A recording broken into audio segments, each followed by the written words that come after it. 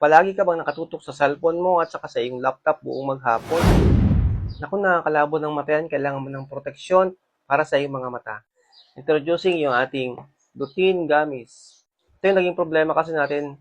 Lahat na halos ng ating communication ay nasa cellphone na, nasa laptop. Kung minsan yung pastime natin, nanonood pa tayo ng Netflix sa ating mga laptop at saka sa ating mga cellphone. Minsan hanggang gabi pa tayo sa ating mga cellphone kaya scroll. Nagbibigay ito sa ating mga mata ng sobrang stress. Lalo na sa ating mga kapwa affiliates, lagi tayong nakatutok sa ating cellphone para sumagot.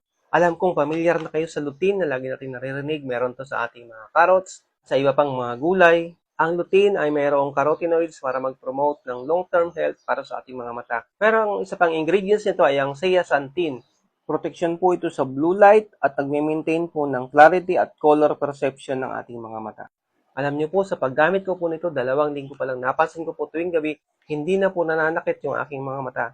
Dati po nagluluha po yung mata ko, pero ngayon hindi na. Napansin ko rin po na luminaw po yung aking mga mata.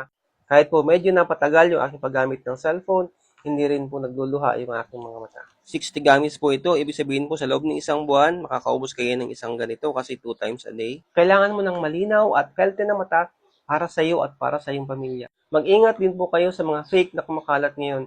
Kami po ay direkta sa supplier, galing pa po sa US. Ito po, pagbukas niyo po, makikita niyo po na nakasealed pa po siya. Matibay ang kanyang pagkakasealed. Approve po siya ng FDA at dito po sa ilalim, wala pang mga molds, kung makapansin niyo po.